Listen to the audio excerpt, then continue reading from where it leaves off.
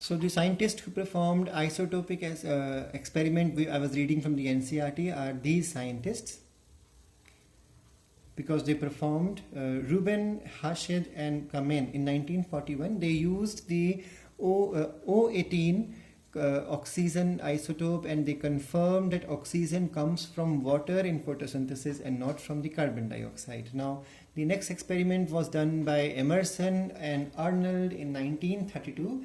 They again repeated the experiment of Warburg, that flashlight experiment, and now they went one step ahead. They reported that there are two phases of photosynthesis, light reaction and the dark reaction. We'll be learning in detail in this chapter. Now the next experiment was done by Robert Hill in 1937, and that's why I think you remember in 10th class there was on the second page of this topic of photosynthesis 3 or 4 points were mentioned in the Roman digits, and one of the point there was splitting of water in the presence of light. So that same topic now. Splitting means lysis, water, light means photo. So photolysis of water is also called as splitting of water in the presence of light. So this was explained by Robert Hill, demonstrated that the source of oxygen is H2O and not carbon dioxide. So these two scientists at various times they confirmed that Van Niel's experiment, or Cornelius Van Niel's point, was correct, that the oxygen which comes out during this process is not basically from carbon dioxide, but it is from water. The next experiment was done by Emerson in 1957, and he went ahead with his experiment again, and he came up with the conclusion that there are two main things. One is the red drop, and the second I'll be explaining that later on in the notes itself. So red drop and enhancement Emerson effect were explained by Emerson in 1957. Details will be coming up in the next pages.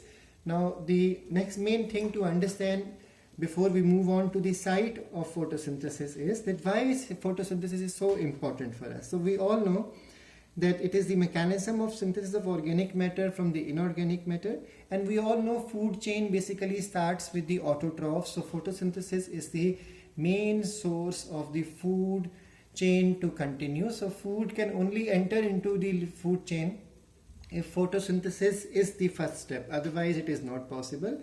And photosynthesis is the only process which converts light energy or radiant energy into chemical energy, or you can say the food, because food carries energy in the form of chemical energy. So producers, consumers, that means producers are something consumers are always dependent on, and all the plant products we are dependent on today is again a byproduct of the process called as photosynthesis. Then we cannot forget the fossil fuels. Our industries, our automobiles, everything is running on the fossil fuels, and these fossil fuels are also the byproduct of photosynthesis which occurred millions of years back.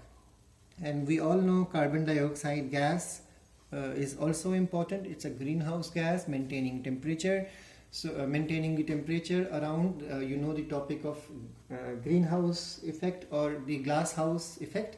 So carbon dioxide balance is again maintained by the process called as photosynthesis, and oxygen comes out as a byproduct of photosynthesis. So that's why it is a very important process, and the ecosystem cannot survive without the process of photosynthesis. And how do you distinguish this from respiration? Let's understand that. Photosynthesis is something which in which the anaerobic process in which organic compounds are synthesized, but when we talk about respiration, it is a catabolic process. So sorry, I think I spoke aerobic to you. Photosynthesis is the anabolic process. I think you remember in biomolecules chapter we have done the topic of the topic was metabolism and catabolism, the living state topic, if you remember. So photosynthesis is an anabolic process because food or body is built up there, or food is synthesized there, or smaller molecules are put together to form a bigger molecule. And during respiration what happens is bigger molecules are broken down into the smaller molecules, so they are opposite to each other. Photosynthesis is an energy consuming process, but respiration is an energy releasing process, or what you call as androgenic, and then the second term is exergenic. That means energy is consumed or energy is removed in this process. So these are the two main points. I think in 10th till 10th class we have done a lot of differences between respiration and photosynthesis. So let me switch over to the main topic now, and that is the site of photosynthesis. So where does photosynthesis takes place? We all know about the plastids of the 9th chapter, 8th chapter. We have done plastids in 8th chapter. We learned about the types of plastid, and one of the main type is the chloroplast. So the most abundant one is chloroplast. The plants we see around are all green because of the chloroplast present in their mesophyll cells. Again reminding you, mesophyll cell word is the cells which are present in the leaf between the two epidermis, and it is the only green color cells there.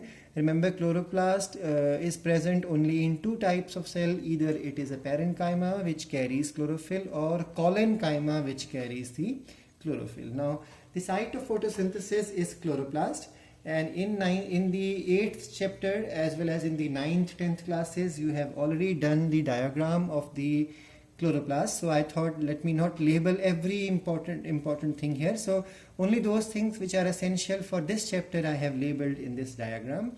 So you can see it's a double membraned organelle. Nucleus, mitochondria, chloroplasts are the only double membraned organelles. Rest other organelles are single membraned or without any membrane. So it carries an outer membrane, it carries an inner membrane, and then in the gap there is a gap in between called as intermembranal space. Now this background inside is called as the stroma or the matrix, which is the site of the dark reaction. It carries all the enzymes required for the dark reaction, and granum is the piled up lamellae or piled up thylakoids. When thylakoids pile up together, they form a pile which is called as granum in singular and grana in plural.